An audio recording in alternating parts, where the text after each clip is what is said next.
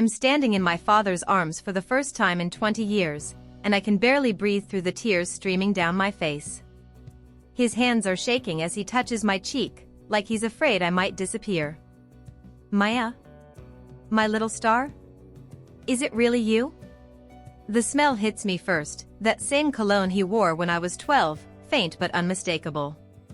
His voice is raspier now, older, but when he says my childhood nickname, it's like no time has passed at all. Dad. The word comes out as a whisper, then louder. Dad, it's me. My heart is pounding so hard I can hear it in my ears. This morning, I thought he was dead. Yesterday, I believed he'd abandoned me without a second thought. For 20 years, I've carried this wound that he chose to leave, that I wasn't worth staying for. But his eyes, God, his eyes are exactly the same, are filled with so much love it takes my breath away. I never stopped looking for you, he whispers, his voice breaking. I wrote you letters every week. Did you get my letters? I'm nodding, crying too hard to speak properly. The letters. All those letters my mother hid from me.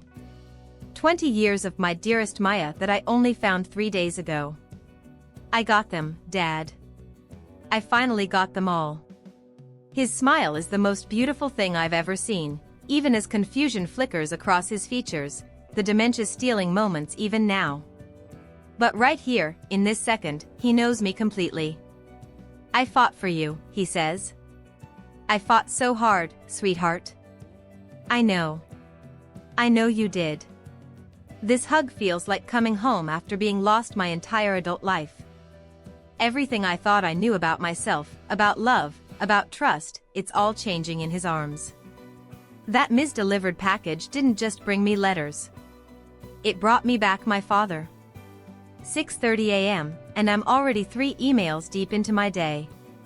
Coffee's brewing, the good stuff from that little roastery on Clark Street, and my laptop's warming up on the kitchen counter.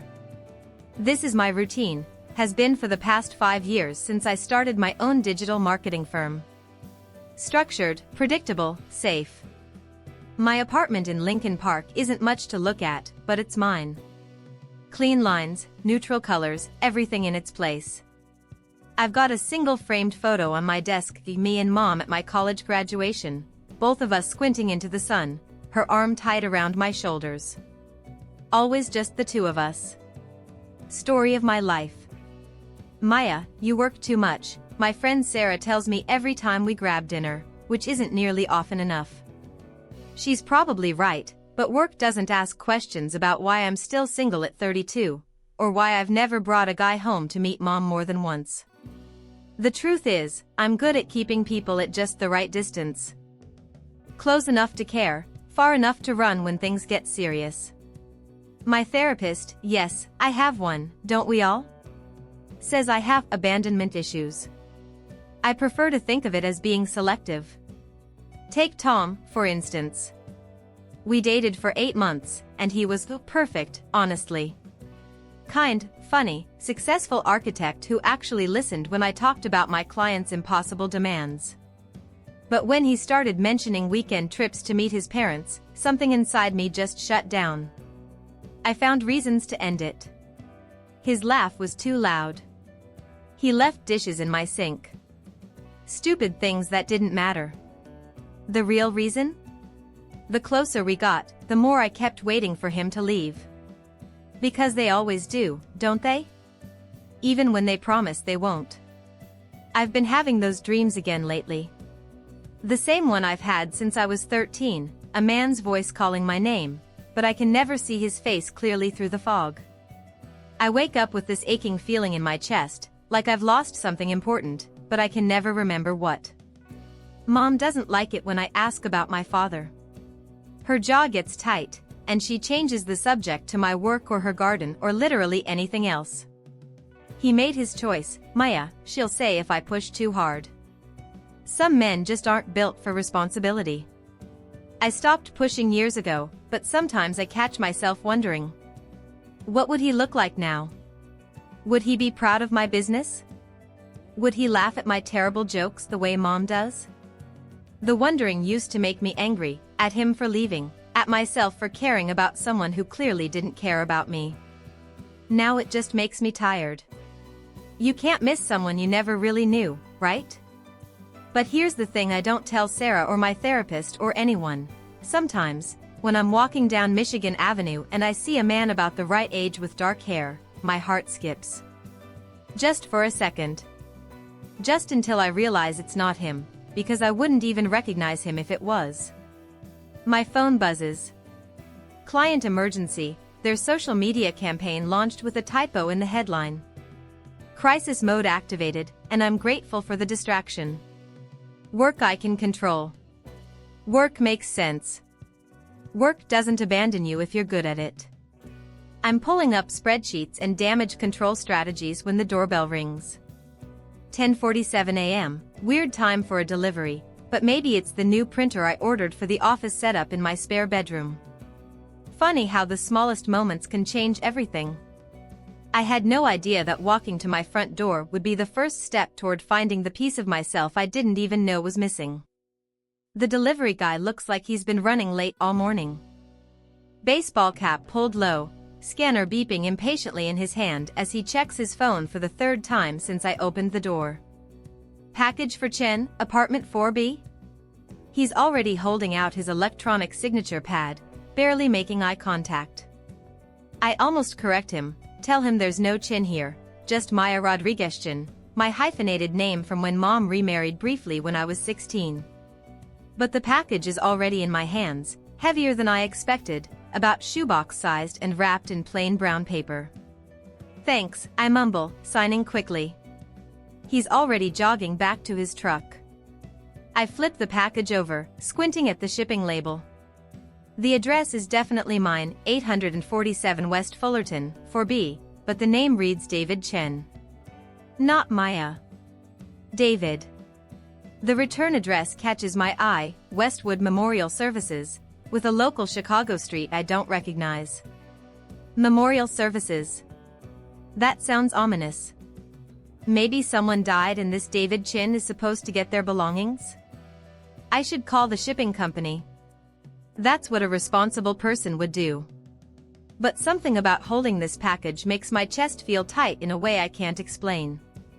The brown paper is soft under my fingers, worn at the edges like it's been handled carefully.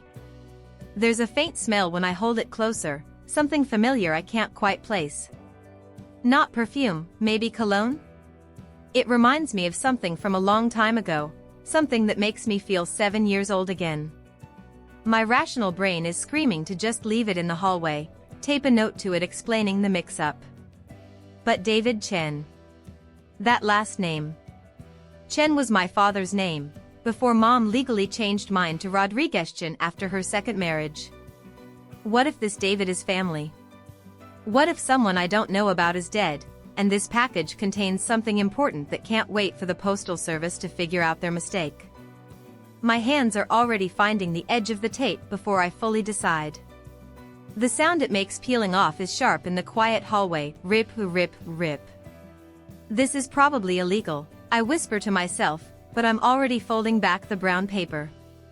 Inside is a manila envelope, thick with contents, and something small wrapped in tissue paper. My heart is beating faster for reasons I don't understand. It's just a mistake. Just someone else's mail. So why do my hands feel like they're shaking? My fingers fumble with the manila envelope's metal clasp. It's stuffed full, whatever's inside creating bulk that makes the envelope strain at the seams. When I finally get it open, dozens of smaller envelopes spill onto my coffee table like fallen leaves. Letters. All addressed in the same handwriting to my dearest Maya. My breath catches in my throat. Every single envelope has been stamped in red ink, return to sender or addressee unknown or moved, no forwarding address. Some are yellowed with age, others look more recent. The oldest postmark I can see is from 20 years ago. My hands are shaking now as I pick up the first letter, dated just 3 months after my 12th birthday. After he left. The handwriting is careful, deliberate, like someone took time with every word. Maya, I don't know if you'll ever read this, but I need you to know that leaving wasn't my choice. Your mother, there are things you don't understand yet. I'm going to keep writing until I find a way to reach you, asterisk. The world tilts sideways. This handwriting, I know this handwriting. It's the same script from the birthday cards I used to treasure, the ones that mysteriously disappeared from my memory box after Mom said we were starting fresh. Oh my God. The words come out as a whisper. I tear open another envelope, this one from 5 years later. Asterisk, my beautiful Maya, you turned 17 today. I wonder if you still love chocolate cake with strawberries, or if you learned to drive yet. I taught myself how to braid hair from YouTube videos, thinking maybe someday. I know that sounds silly for a father to admit, but I wanted to be ready for when I found you, asterisk. My chest is getting tight, like I can't get enough air. 20 years. There are 20 years worth of letters here. Letters I never received. Letters that mean my father didn't just vanish and forget I existed. With trembling fingers, I unwrap the tissue paper. Inside is a small silver locket, the same one he gave me for my 10th birthday, the one with the tiny star engraved on the front. I thought I'd lost it when we moved after he left. But here it is, tarnished but intact, with a small note attached. Asterisk, I kept this safe for you, little star. Always, asterisk. Little star. He used to call me that because I was obsessed with astronomy, always pointing out constellations from our apartment's fire escape. I haven't thought about that nickname in years, but hearing it in my mind and his voice makes me feel 10 years old again. The locket's weight is familiar in my palm. I remember exactly how it felt against my chest, how I used to open and close it during spelling tests for luck. Mom told me I must have lost it during the move, that these things happen when your life gets turned upside down. But she knew. She had to know it was in his possession. My heart is hammering against my ribs as the implications crash over me like a wave. If he kept my locket, if he wrote me letters for 20 years, if every envelope is marked return to sender. He never stopped trying to reach me, I breathe, staring at the pile of correspondence scattered across my table. All those years I believed I wasn't worth staying for. All those relationships I sabotaged because I was sure everyone leaves eventually. All those nights I wondered what I'd done wrong to make my own father disappear. But he didn't disappear. He was there the whole time, writing letters, keeping my locket safe, calling me little star in his careful handwriting. The question that's making my hands shake and my vision blur isn't what happened to my father. It's what my mother did to make sure I never found out he was looking for me. My hands are still shaking as I dialed the number on the return address label. Westwood Memorial Services. The phone rings twice before a gentle voice answers. Westwood Memorial, this is Janet speaking. Hi, I think I received a package that was meant for someone else. David Chen? My voice cracks on the name. There's a pause. Oh honey, are you family? Mr. Chen passed away last week. His son was supposed to collect his personal effects yesterday. The room spins. His son? Yes, David Jr. Are you related to the family? I can't give out specific information unless. I hang up before she finishes. David Chen is dead. My father, no, wait. This could be a different David Chen. Has to be. The letters span 20 years, the most recent one dated just 6 months ago. I grab my laptop and search David Chen Chicago obituary. The first result makes my stomach drop. Asterisk David Michael Chen, 58, passed peacefully on October 15 after a brief battle with early-onset dementia. Survived by son David Chen Jr. and daughter Maya, though estranged, asterisk.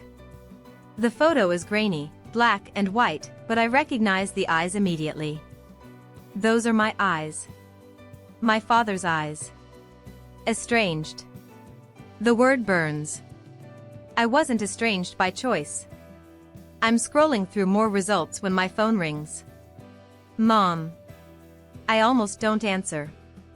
Maya, sweetheart, how's your morning going? Mom. I'm staring at my father's obituary photo. I need to ask you something, and I need you to tell me the truth. What's wrong? You sound upset. Did Dad ever try to contact me after he left? Ever send letters or call? The silence stretches so long I think the call dropped. Finally, Maya, why would you ask that? You know he chose to leave. He wanted nothing to do with. That's not what I asked. My voice is harder than I've ever used with her. Did he try to contact me? Honey, I don't think this conversation is healthy for you. You've built such a good life, why dredge up? I hang up. She didn't say no. She deflected, which is what she always does when she's hiding something. Back to the computer. I search for David Chin Jr. and find a Facebook profile. The same dark eyes, but younger, maybe mid-20s. His cover photo shows him sitting next to an older man in a wheelchair at what looks like a memory care facility. The man in the wheelchair has my father's face, just aged and frail. My chest tightens. He was alive until a week ago. A week. I missed him by 7 days. I scroll through David Jr.'s posts, looking for clues. There's a post from 3 months ago. Dad had a good day yesterday. He remembered Maya's name and asked me to help him write another letter. 20 years and he's never given up hope that she'll forgive us and come home. Forgive them? For what? Another post from last year. Hired another private investigator today. Dad's convinced Maya's mother is hiding her from us, but how do you find someone who doesn't want to be found? My mother. She's been hiding me from them. I find more posts going back years. Photos of my father at Christmas, always with an empty chair and wrapped present. Maya's gift, David Jr. captions one photo. Dad insists every year. The emotional weight is crushing me. While I was building walls around my heart, convinced I wasn't worth loving, my father was buying me Christmas presents and writing letters and never giving up hope. I call Mom back. She doesn't answer. I call again. And again. On the 4th call, she picks up. Maya, please. There's a restraining order, isn't there? The words come out like an accusation. You got a restraining order to keep him away from me. The silence is deafening. Mom, I found the letters. All of them. I know he never stopped trying to reach me. When she finally speaks, her voice is small and broken. I was protecting you. From what? From a father who loved me? You don't understand what he put us through. The constant calls, showing up at your school. He was trying to see his daughter. Maya, please come over. This isn't a conversation for the phone. But I'm already grabbing my keys. I need to find David Jr. I need to know everything. I'm standing in the parking lot of Westwood Memorial Services, staring at the address I found in David Jr.'s Facebook check-ins. My heart is pounding so hard I can hear it over the traffic on Western Avenue. A man about my age is walking out of the building, carrying a small box. Dark hair, my father's eyes, wearing a Cubs jersey that looks like it's seen better days. When he looks up and sees me standing by the entrance, he stops dead. We stare at each other for what feels like an eternity. I can see him trying to process what he's seeing, his eyes moving over my face like he's solving a puzzle. Maya? His voice is barely a whisper. The sound of my name from his lips hits me like a physical blow. This is my brother. My half-brother. David Jr., the person the package was actually meant for. You're David. It's not a question. He sets the box down on the ground, his hands shaking now too. I can't believe. Dad said you looked like him, but I thought. God, Maya, we've been looking for you for 20 years. I know. The words come out choked. I found the letters. All of them.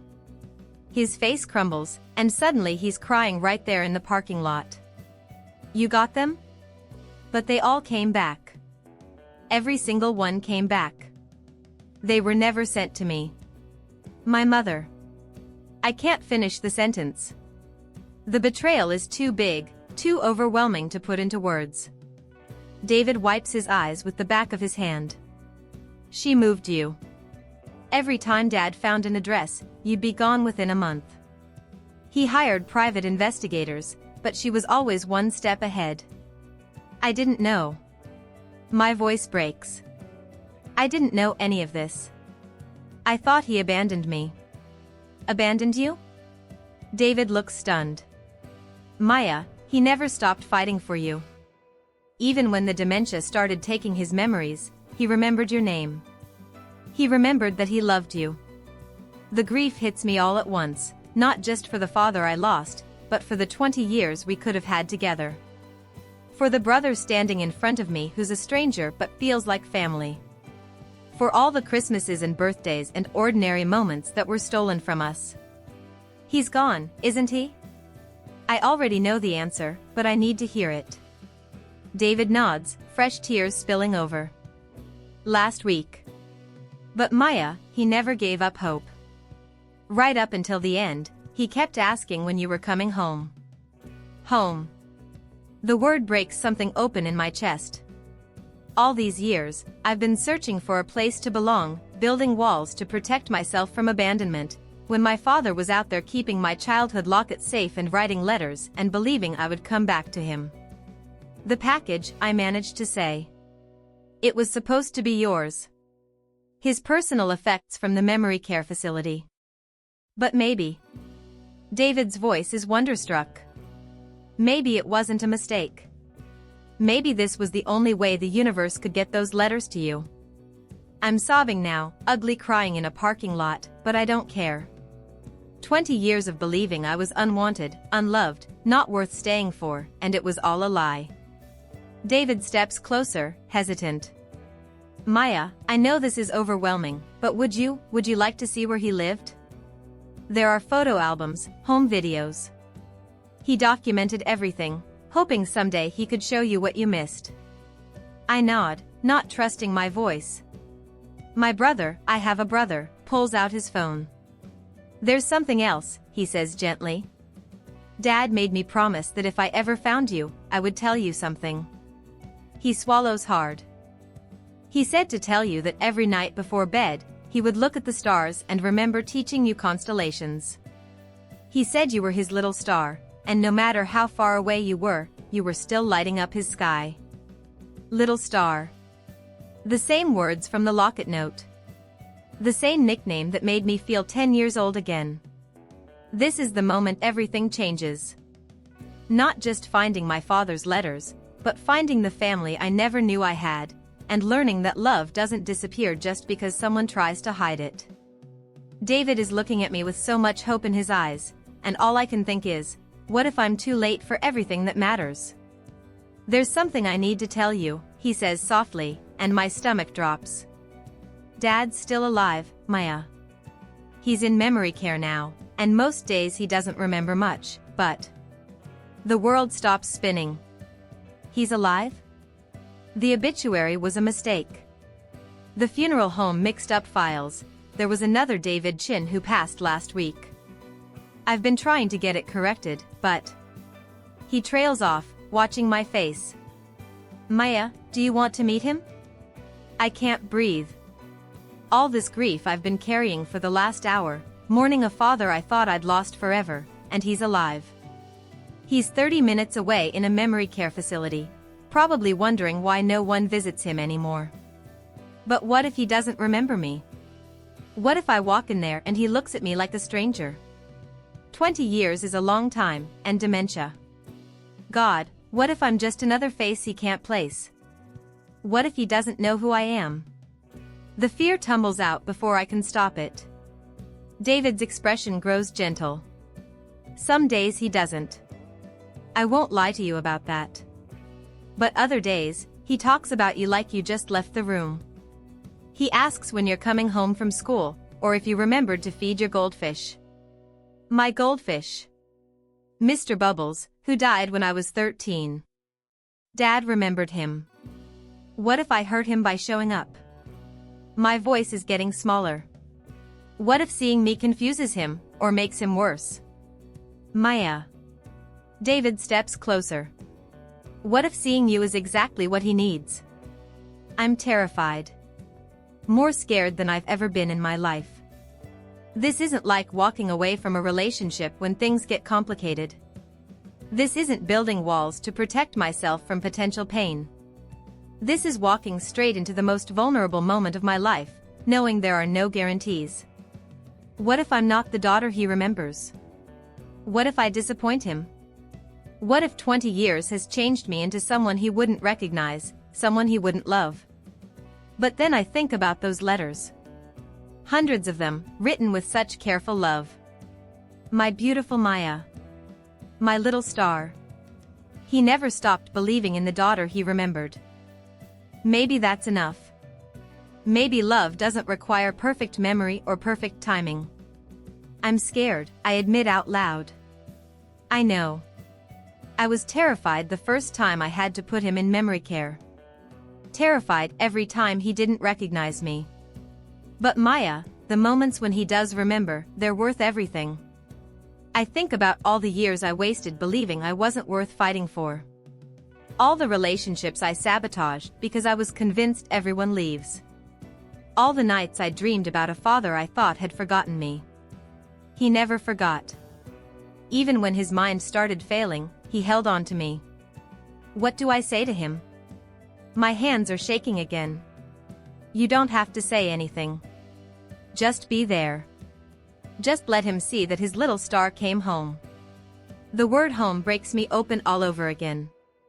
I've been searching for home my entire adult life, in apartments and relationships and career achievements, never realizing it was a person. It was my father, waiting for me to find my way back. Okay. The word comes out as a whisper, but it feels like the bravest thing I've ever said. Okay, I want to see him. David's smile is radiant. He's going to be so happy, Maya. Even if he doesn't remember why, he's going to feel it. Love like that doesn't disappear just because memory does. I'm about to meet my father for the first time in 20 years, and I have no idea if he'll know who I am. But I'm going anyway, because some risks are worth taking. Some love is worth fighting for, even when you're scared. Especially when you're scared. Sunset Manor smells like disinfectant and flowers, but all I can focus on is the sound of my heartbeat echoing in my ears as David leads me down the hallway. My palms are sweating, and I keep touching the locket around my neck like a talisman. He's probably in the garden, David whispers. He likes to watch the birds. We turn a corner, and there he is. My father is sitting on a bench by a small fountain, thinner than I remember, his dark hair now silver white. He's wearing a cardigan that's too big for him and staring at sparrows pecking at breadcrumbs scattered on the ground. He looks so small. So fragile. Nothing like the strong man who used to lift me onto his shoulders to point out constellations.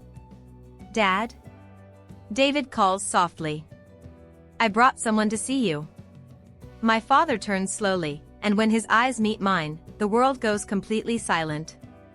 For a moment, his expression is blank, confused. Then something flickers, shifts, and suddenly his eyes are completely clear. Maya? His voice breaks on my name. Maya, is that really you? I can't speak. Can't breathe. Can only nod as tears stream down my face. He stands up shakily, and I'm moving toward him before I realize it.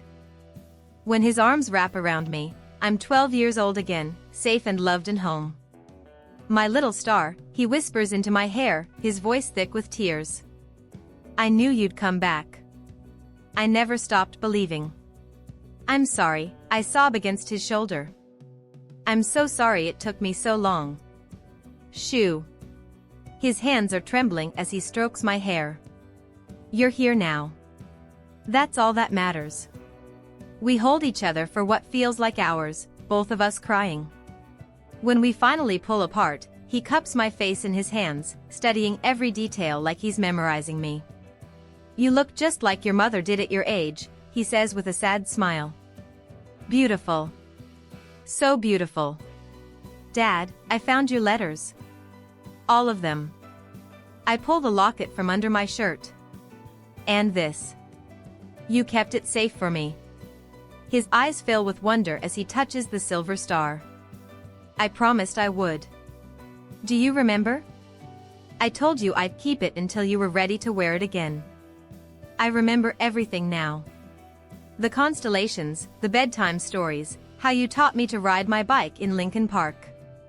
The memories are flooding back, clear and bright. I thought you left because you didn't want me.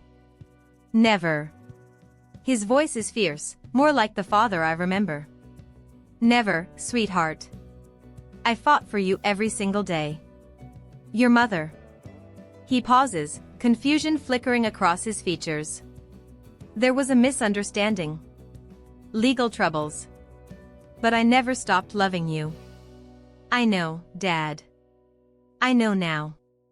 He looks over at David, who's been quietly watching our reunion with tears in his own eyes. David, she came home. Our Maya came home. She did, Dad. She's here to stay.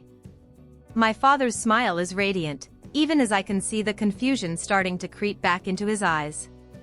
The dementia is stealing the moment, but not the love. Never the love. Will you stay for dinner? He asks, sounding suddenly uncertain. I don't. I can't always remember things clearly, but I remember loving you. That never gets confused. Yes. I take his hands in mine. I'll stay as long as you want me to. Forever, he says simply. I want you to stay forever. And for the first time in 20 years, forever doesn't sound scary. It sounds like coming home. As we walk back toward the building together, my father between David and me, I realize this isn't just about finding my family again. It's about finding the part of myself I lost when I learned to stop believing in unconditional love. That little girl who looked for constellations and believed in forever, she's still here. And she's finally home. You know, people always talk about how life can change in an instant, but I never really believed it until that morning. I thought change was something gradual, therapy sessions and self-help books and slowly chipping away at your damage over years.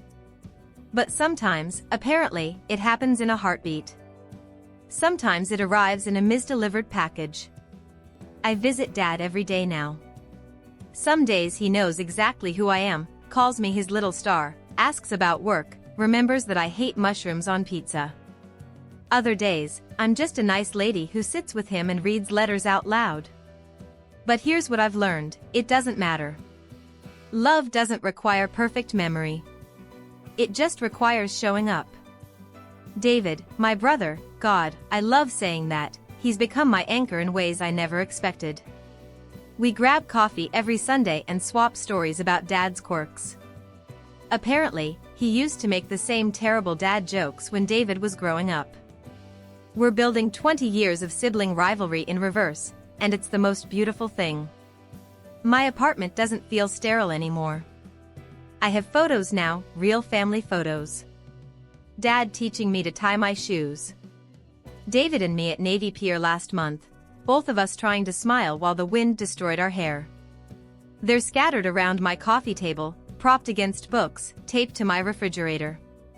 Evidence that I belong somewhere, to someone. I called Tom last week. Remember Tom? The architect with the too loud laugh that I used for an excuse to run away? Turns out, his laugh is actually perfect. We're taking things slow. I'm still learning how to let someone love me without waiting for them to leave, but for the first time in my life, I'm not looking for escape routes. The crazy thing is, I understand my mother now. Not forgive, exactly, but understand. She was 28 when Dad fought for custody, scared and probably thinking she was protecting me from getting hurt again. Fear makes people do terrible things sometimes, even when they love you. We're in family therapy together now, trying to rebuild what 20 years of lies broke. But here's the part that really gets me, I'm not angry anymore.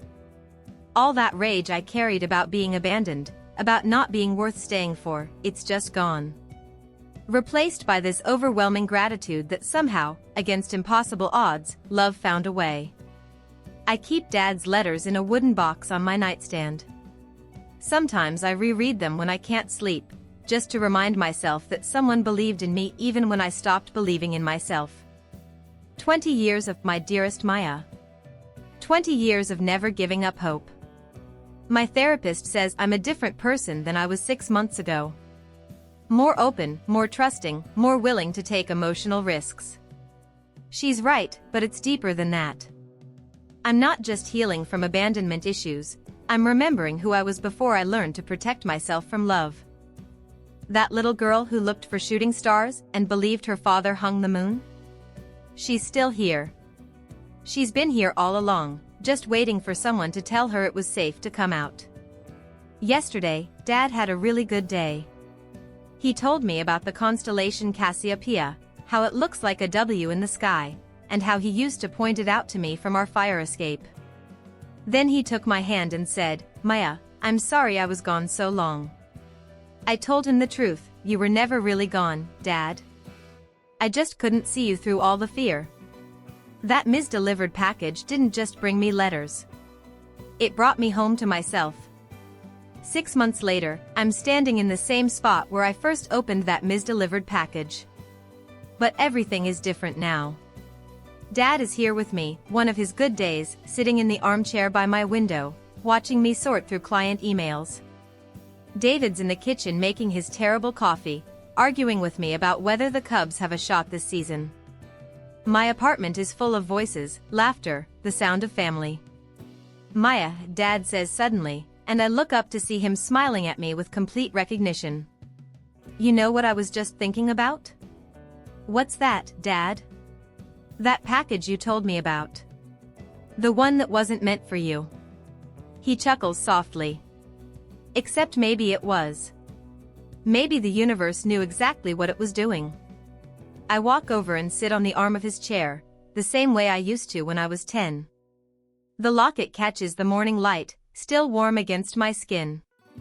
"I used to think that misdelivered package was the worst mistake of my day," I tell him, smoothing his silver hair. A stranger's mail cluttering up my perfectly organized life. And now? Now I know it was the miracle I'd been waiting my whole adult life to receive. Dad takes my hand, squeezes it with fingers that shake but hold strong. "Love always finds a way, little star. Even when it takes 20 years and gets lost in the mail." I laugh, and it's the sound of everything broken finally being whole again. That morning, I thought I was just signing for a stranger's delivery. I had no idea it would bring my father back into my life, give me a brother I never knew existed, and teach me that some mistakes are actually destiny wearing a disguise. Sometimes the most important things in life come in the wrong package, addressed to someone else, delivered exactly when you need them most.